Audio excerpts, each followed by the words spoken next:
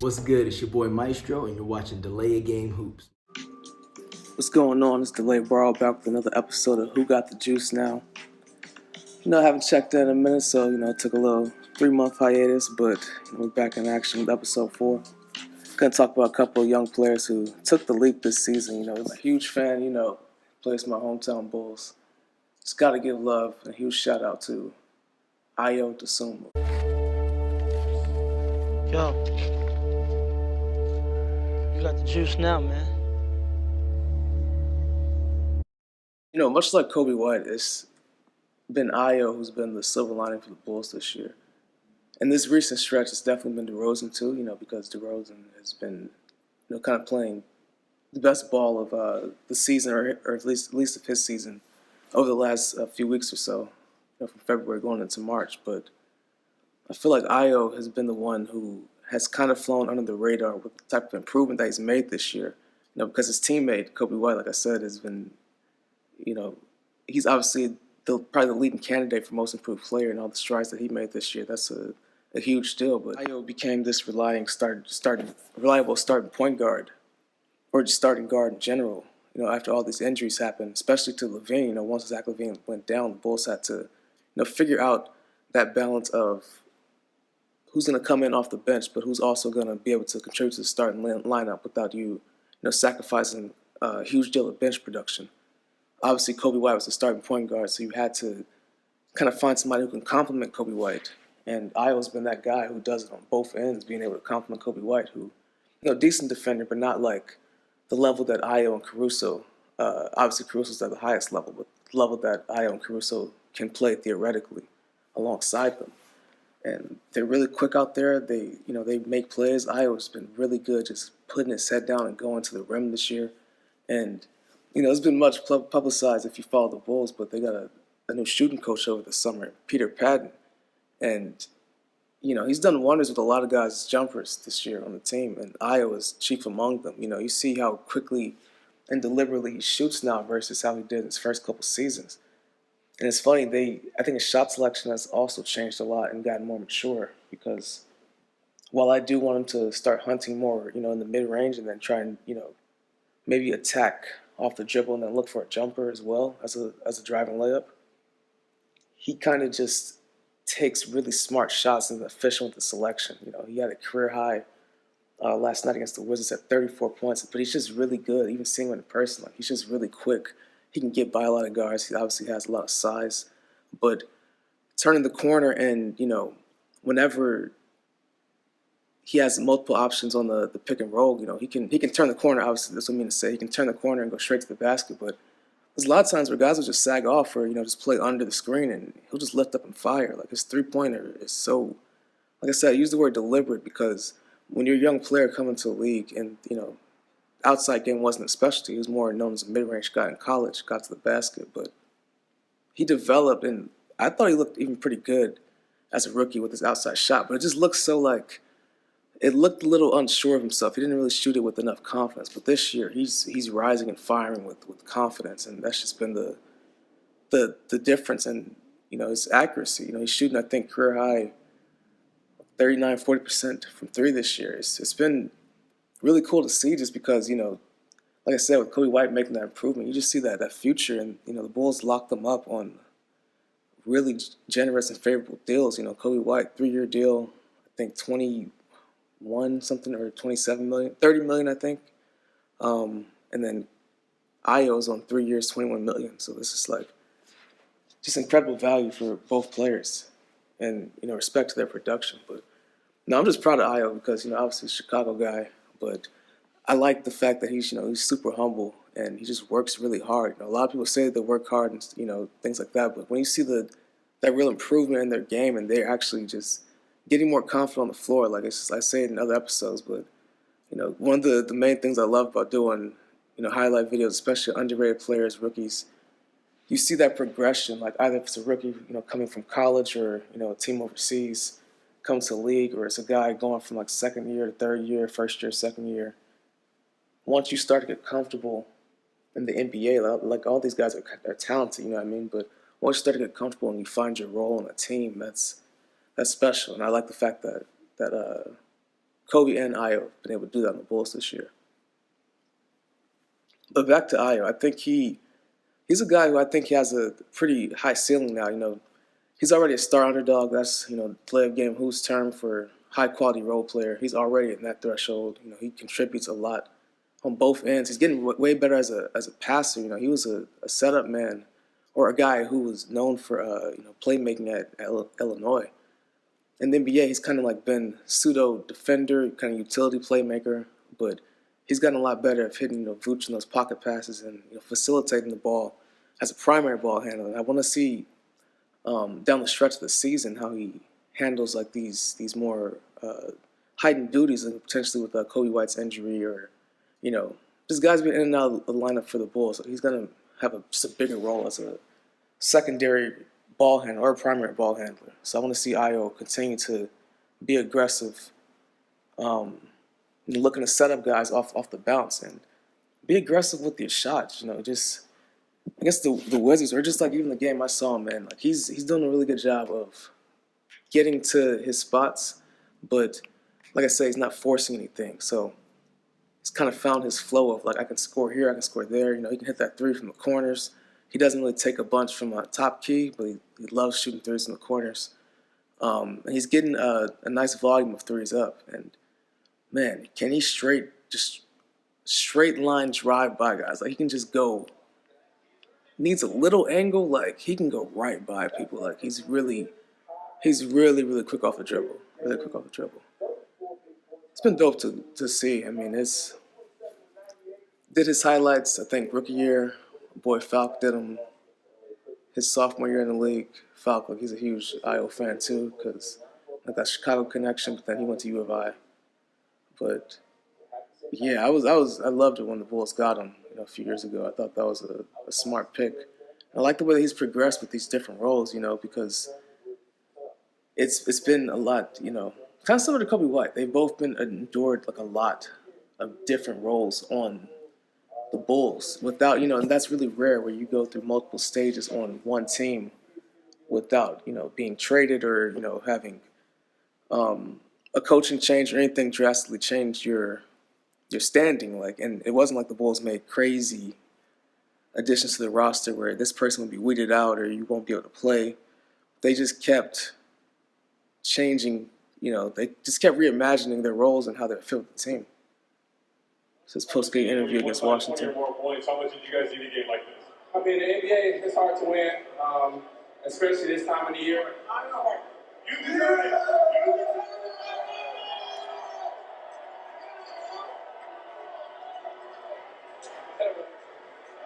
But, especially a time like this, as we ramp up to finish the season, you want to try to lock in as much as possible.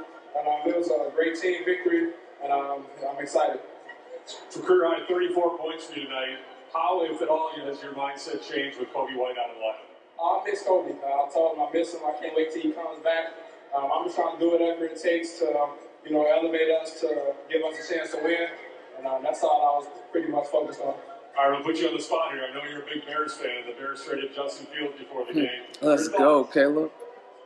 I'm Team Justin. I'm rooting for him in Pittsburgh. I like Justin too. And the Caleb era has begun? Say it again? The Caleb era has begun? I guess so. Thanks, Adam. Wow, hilarious. That's another story. I'm a USC alum.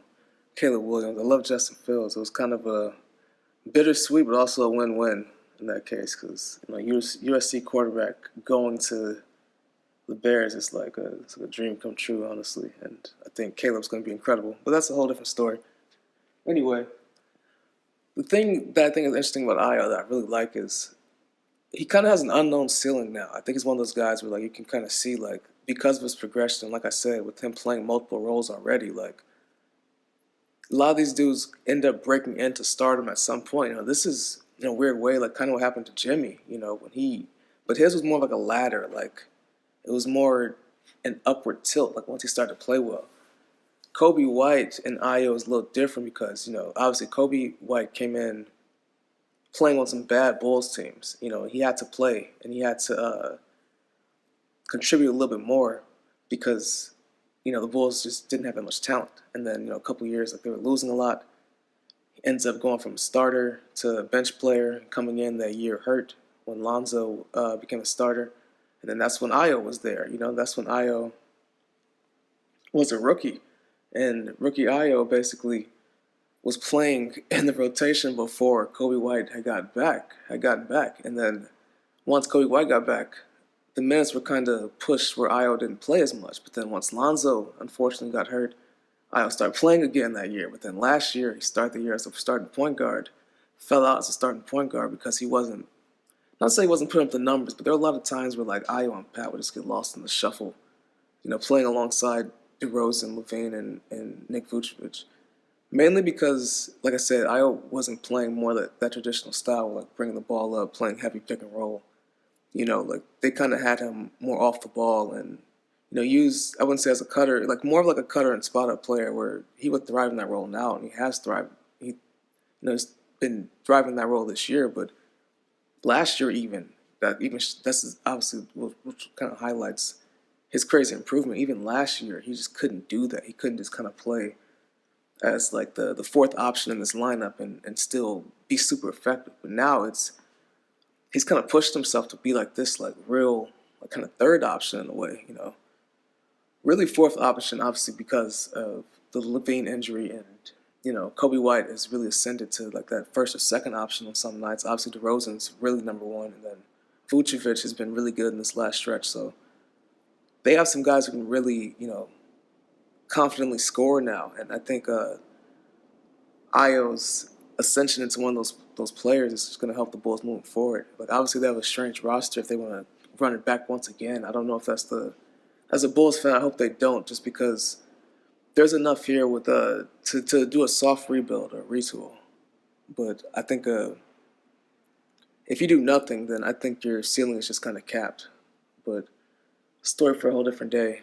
Love the fact that, like I said, Ayo's upside now is unknown because it's cool to watch his progression and see how far he can actually go because, I really don't see where he can go at this point. I mean, does he have maybe all-star potential is a little bit ambitious, but the fact that he's playing on Chicago and who knows like how they're gonna, restructure the team moving forward if he's gonna be a part of some sort of rebuild or like I said, retool. But I think he's gonna be one of the premier players, or he's gonna have to be because of how, good he's gotten and how good he could become. But I think if he's more aggressive offensively and like really looks for a shot, I think he's gonna be able to put up numbers in the league. I mean, he's already, around a 12, 13 point night in this stretch, kind of been more around like the 18 to 20 point. I think he's going to be able to really score because he can just get by guys. That's like, half the league nowadays. If you can just get by your man in a one-on-one situation without even, it's not even like you have to really break them down the whole time. I think him adding more of those types of moves, and he has shown like, even pump fakes, sidestep threes, that kind of stuff, added more to his arsenal offensively. I think the more he adds to his game, and then even I think incorporating like more floaters, like maybe just like some mid-range jumpers, continue to drive to the basket like how he does, I think he can average a lot of points. So I think it's great for the Bulls. I think it's great for Ayo's development. They've shown this much offensive upside in year 3. Obviously, year 3 for a lot of guards and just a lot of NBA players in general is a year where you see a ton of improvement, but it just doesn't happen naturally. It kind of depends on your role, depends on your situation on the team. Depends on your coach's trust. The fact that Ayo was able to play all those roles similar to Kobe White, he gradually earned Billy Donovan's trust in all the situations. So now that they have this tremendous responsibility, they both can play efficiently, but Ayo in particular, he can play efficiently while still staying in Billy Donovan's favor if he ever does make a mistake. But I think his upside is just tremendous, really, and I just can't wait to see how high he can go, honestly.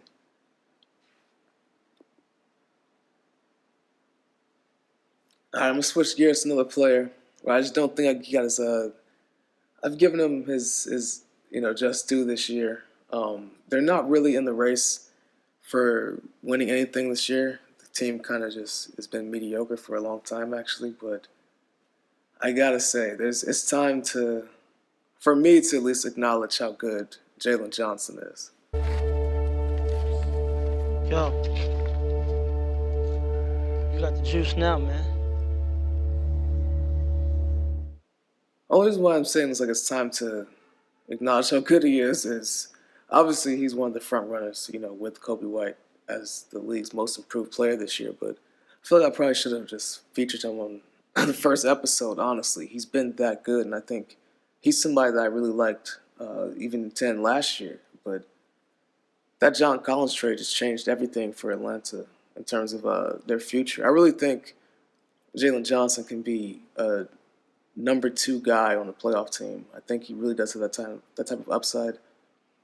I saw it a little bit in Duke. I'm not gonna lie, I barely watched that year. He didn't really play that many games, but I barely watched that year. I knew about him a little bit on the high school circuit, but I didn't really know how his game was going to translate to the NBA without having a steady jumper. But the stuff that he was doing, like he's more in that new wave category. New wave guys, that's a category of players who, they're in that 6'8" to 6'11" range where they have full reign with, anything they can do on the court. And that's just what Jalen Johnson just kind of embodies. Like he's just that new wave of forward, and he's incredibly athletic. It's just kind of crazy, like how he's that skilled and that athletic. And, he fell that far in the draft, but obviously because of that year at Duke and the uncertainty surrounding that, it's weird. I think in a different situation, he had that injury, I think, his rookie year, but different situation, if he had more opportunity last year, I think he already would be a breakout guy, 15, doing what he does now, like averaging basically 16 a game,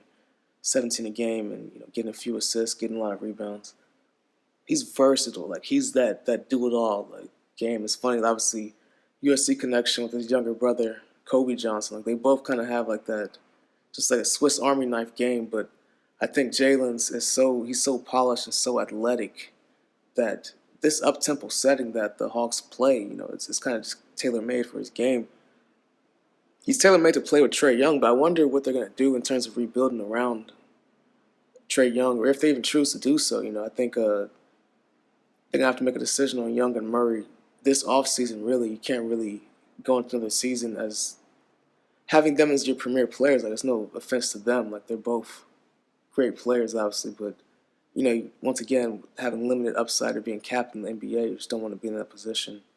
And I think that's partly why they did the Collins trade. Next would probably be Capella and, obviously Murray, or, I don't think they would trade Trae Young, but I think the future with Jalen Johnson, that is what needs to happen, in my opinion. I think we're kind of past this point where the Hawks will kind of auto-correct and just, obviously it sucks. Even Sadiq Bey, is having a pretty good season, and he tore his ACL recently. It's just I don't think they have the talent anymore for you to just think they're automatically a playoff team, but then also can make any sort of run. They've been pretty mediocre for the last few seasons after going on that Eastern Conference Finals run, 2021. So back to Jalen Johnson though. Like I love his passing ability. I did a highlight video of him last year, a playoff X Factor video. I'm gonna do another one on the DOG Hoops channel. It's gonna drop this week, so definitely pay attention to that. Be on the lookout for that. I'm going to definitely highlight his passing ability. I love the way that he's able to hit guys on the break. He's able to hit guys in the flow of the offense too. Hit cutters, make the kick-out pass. He's really adept, and he's looking to make plays. Especially like I said on the break too. I think that's something that's a great strength of his. But aside from that, he's just really active on the boards. I think defensively is going to get even better. Playing alongside like even more, probably, a bigger interior guy other than Capella, or just having like more seasoned defenders around him, I think would help his defensive framework. But he's a good shot blocker, gets some steals. But his specialty is scoring in transition. That's the best aspect of Jalen Johnson's game. Like he's really, really adept at finishing on the break or just finishing in transition. But he does it in a way that like it looks like he, is a trait or two away from being a perennial all-star. Like his game offensively too, he's a good shooter. He's gotten a lot better at shooting threes, but that's still, what you would categorize as his weakness at this point, especially in terms of the volume of threes. I don't honestly think he needs to raise his volume, maybe just the accuracy and the placement, like when and where he shoots, but he really does have everything else. You know what I mean? I think he can get to the basket. He can score a little bit off the dribble. That's something that can even expand. But the fact that he's averaging so many points without having all of that being super polished yet is his upside's through the roof. I really do think he's going to be an all-star in the next, I would say 3 seasons. I think Jalen Johnson's going to play on an all-star team. I think he's one of those guys who can even take another leap. You see how, for instance, Tyrese Maxey took a leap from the previous year to this year, and kind of similar to Shai Gilgeous-Alexander too. You know, going from like a 24-point guy to a 31-point guy, solid 30 guy, obviously every night. I think Jalen Johnson from 16 points, I think he can get to 20 by next year, and then kind of just have that be his thing where he's basically averaging around like 20, 10, and 4 a game or something like that. I think he does have that upside. I think he's going to be able to do that for a while because of how Atlanta's structured and how, it's kind of catered for getting stats, playing in that type of lineup or that type of pace. But I think as the Hawks restructure their roster, he's going to be the clear number 2 guy, and there's going to be no denying him his impact. And I think he's ready for that responsibility. I think he can handle that workload, that additional workload. Going from basically being an X factor or a guy who, you're going into the year, you don't know if he's going to start. I think DeAndre Hunter was hurt. He was the incumbent at a small forward, and then, they went out with, had Sadiq Bey out there as, 3 or 4, doesn't matter. Then Capella, DJ, and Trae Young. So, Jalen Johnson could have just come into the year as a backup. There's a competition with him. They tried O a little bit on Yako Okongwu, but he doesn't fit, obviously, with Capella. So that's why I think eventually, maybe even perhaps as soon as next year, it's going to be a team kind of centered more around Trae, Jalen Johnson, and then O. And then, obviously other pieces as well, depending on obviously what they do with Murray and Capella. But I think that can give you a framework where, you can at least test it out for a couple of years. And, you're young enough to see how this is, but then you still have a different breed type of guy, like a real franchise guy in Trae Young, where you're not going to ever be too bad. It's just kind of reimagining who is complementing him instead of, kind of putting a team together that's very talented, but might not necessarily make sense. Maybe too many offensive players that exist in the Hawks right now, or too many guys who are like, in a way, too good. Like it's weird to say that about a team that's below 500, but they kind of have too many talented players, but in the wrong spots. Too many guys who are just good on offense, and might not do anything else, or don't do anything else as well, or they're better suited in a bigger role versus a smaller one. So I think that's something that the Hawks can definitely fix next year. And to me, I think that's kind of handing the keys, giving part of the keys, obviously, sharing the keys with Jalen Johnson.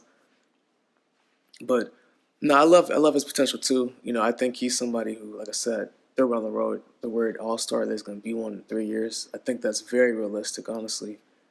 I think especially with the way the East is, kind of opening up with new All-Stars, and I think there's a few new All-Stars in the East this year. And obviously it's going to have stiff competition at the forward spots, but the visibility with Atlanta, once if they do get good again in the next couple of years, I think it's definitely going to be there for Jalen Johnson. And I just don't see his game plateauing this early. I just don't really see him, hitting a ceiling, or this being his ceiling, because I don't think people thought he would get to this level this quickly. This is year 3 for him, and I think it's year 3 or 4. I could be wrong. I'm not in front of should probably be in front of his player profile right now, but I believe this is year 3 for Jalen Johnson, and maybe it's year 4. I don't know. Maybe it's year 4. I think it's year 4 for Jalen Johnson. But anyways, he went from being a backup to, a high-end starter in the league. That doesn't really happen that much. That's not really too common. Like I said, on the same team, obviously they traded Collins, but it wasn't like that was his job to lose at power forward. Like there was sort of a competition, or at least, they had other options where they could have gone with other people, but he played too well where, it's just undeniable. And I think he's the best prospect in Atlanta by far. I'll be interested to see what they do with AJ Griffin in the future. Maybe he could be, I think he's somebody to definitely take a longer look at, but he probably could be used also as trade bait for the team. Try and acquire some more pieces or to just reimagine the team around Trae Young and then, like I said, Jalen Johnson. But be cool to see what the Hawks do.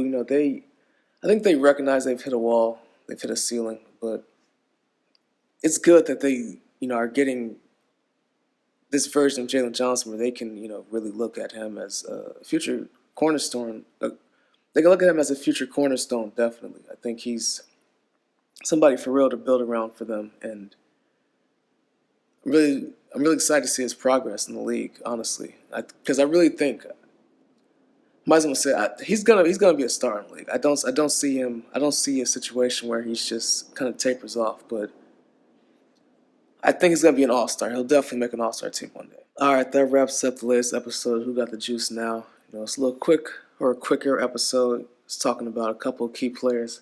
Ayo Dosunmu of the Chicago Bulls. My guy Ayo. He's made a huge leap for the Bulls. He's somebody who went from being a starting point guard last year at opening night to barely playing by the end of the season, the play-in game with the Heat. I think he played like 4 minutes that game. Back to being on the bench this year. Back to being a starter after Zach LaVine's injury, but keeping the same attitude the entire time, making real improvements in his game. You see his shooting ability has vastly improved this year, just his confidence, his delivery. He's looking for the shot, he's looking to score, he's looking to blow by guys. And he's somebody I think the Bulls are really excited about for the future. Somebody I'm excited about for the future because I think he can really tap into something special in a couple years. And then also Jalen Johnson of the Atlanta Hawks. It's talking about his star potential, too. I really think he's going to be an all-star in the next 3 years. He's somebody who, obviously, is number 2, in my opinion, behind Kobe White for most improved player. Made a huge jump from being in reserve to one of the most versatile forwards in the league, versatile starting forwards for sure. Plays a two-way game, can play make, get out in transition and finish. Getting a lot better at shooting and scoring off the dribble, too, with floaters, three-pointers. Love his game. He has a prototypical game of a guy from prototypical new wave game, 6'8" to 6'10" type of guy who can handle, do everything on the floor, be super efficient as well. But I think the Hawks should definitely build around him. I wrote an article actually about Jalen Johnson and how they should build around him and Trae Young. You can check it out on GiveMeSport.com. Let's put the link in the description. But I really think he has the tools and has the potential, the production right now and the potential to be the number 2 guy behind Trae Young. I would at least try that out for a year to see how that goes, to see how you can retool the team without, just trading Trae Young right now, or maybe even restructuring the team with trading Young, Murray, or Capella, or a combination of many of them.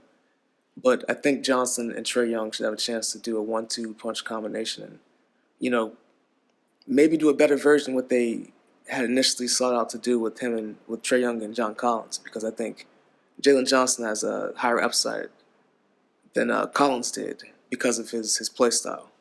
But either way, I think Johnson's, like I said, I'm really high on his upside and love to see what he does in the next couple of years. But yeah, that's a wrap on episode 4. Check me out on, obviously, YouTube, Spotify. Check out DOGHoops.com. Check out Delay of Game Hoops on YouTube. Got a bunch of highlight videos coming soon, and I'm gonna do Who Got the Juice Now a little bit more frequently these days, and in different forms. So just be on the lookout for more commentary on all the up and coming young stars in the league.